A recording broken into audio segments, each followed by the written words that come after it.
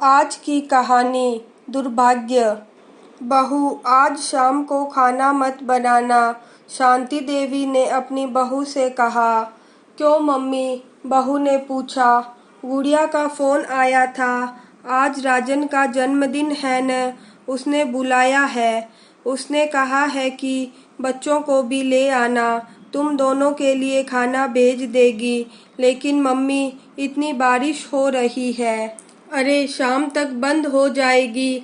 उसका घर है ही कितनी दूर, रिक्शे से चली जाऊंगी। तुम बच्चों को टाइम से तैयार कर देना। बराबर वाला नाला तो भर रहा होगा, सड़क पर भी पानी भरा होगा, आपको दिक्कत होगी। अरे नहीं बहू, इसलिए तो रिक्शे से जाऊंगी, नहीं तो पैदल ही निकल जाती। शांति देवी नाले के पास वाली बस्ती में रहती है अपने बहू बेटे के साथ। बेटे के 2 बच्चे भी हैं, प्रिया और विनोद। उनकी 4 बेटियों में से सबसे छोटी बेटी गुड़िया पास की ही बस्ती में रहती है। शांति देवी अक्सर उसके पास चली जाती है। बाकी 3 बेटियां आसपास के शहरों में रहती है, उनसे कम ही मिलना जुलना हो पाता है। उनके पति का स्वर्गवास हुए कई वर्ष बीत चुके हैं। आज गुड़िया के बेटे राजन का जन्मदिन है, तो उसने माँ और भाई के बच्चों को खाने पर बुलाया है। सास ससुर है नहीं, तो शांति देवी बेझिझक बेटी के घर आ जा सकती है।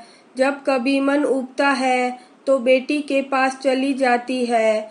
दिन भर तो बारिश होती रही, लेकिन शाम होते होते बंद हो गई। शांति देवी ने बहू से कहा कि बच्चों को जल्दी से तैयार कर दे।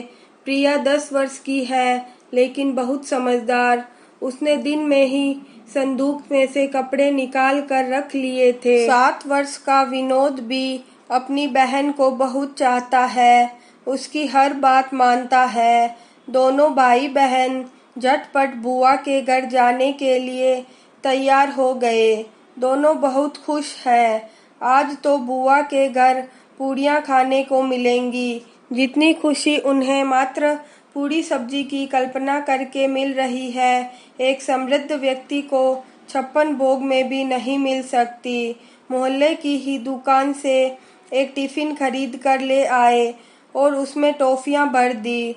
टॉफियाँ राजन को बहुत पसंद है। अक्सर मिलते जुलते रहने के कारण तीनों में आपस में बड़ा प्रेम है। चलो दादी, हम तैयार हो गए, प्रिया ने दादी से कहा। चलो, शांति देवी ने कहा और दोनों बच्चों का हाथ पकड़ लिया। बहू ने कहा, मम्मी जल्दी आ जाना, सुबह इन्हें स्कूल भी जाना है। सड़क पर पानी भरा होगा, ध्यान से जाना। ठीक है बहू, तुम चिंता मत करो, शांति देवी ने कहा और बच्चों को लेकर चल दी।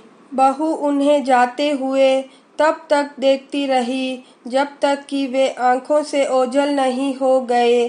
फिर उसने गहरी सांस ली और भीतर चली गई। ना जाने क्यों उसे आज कुछ ज्यादा ही चिंता हो रही थी। बच्चों को लेकर शांति देवी सड़क पर आ गई, रिक्शा लिया और बेटी के घर चल दी।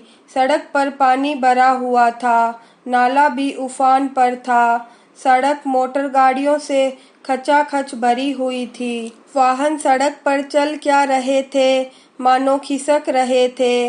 हॉर्न के शोर से कान फटे जा रहे थे।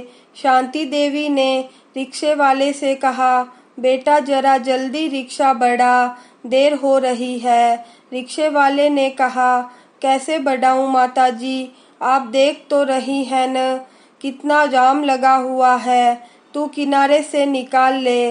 रिक्शे वाले ने प्रयास किया, लेकिन हाय रे दुर्भाग्य, देखते देखते रिक्शा नाले में पलट गया। जब तक लोग कुछ समझ पाते, बच्चे बहने लगे। लोग मदद के लिए भागे। किसी ने शांति देवी को पकड़ा, किसी ने रिक्शे वाले को, कोई बच्चों को बचाने के लिए भागा। भगदड़ मच गया। प्रिया तो हाथ आ गई, लेकिन विनोद बह गया। जल का प्रवाह इतनी तेज था कि उसमें कूदने की किसी की हिम्मत न थी। शांति देवी चीखती रही, किंतु सभी विवश थे। प्रिया बेहोश पड़ी थी। कुछ दयालु लोगों ने उसे अस्पताल पहुंचाया। खबर बस्ती तक पहुंच गई। रोती बिलखती बच्चों की माँ भी आ गई। पति को खबर भेजी गई। गोताखोर बुलाए गए। देर रात तक विनोद की खोज चलती रही, लेकिन उसका कुछ पता न था।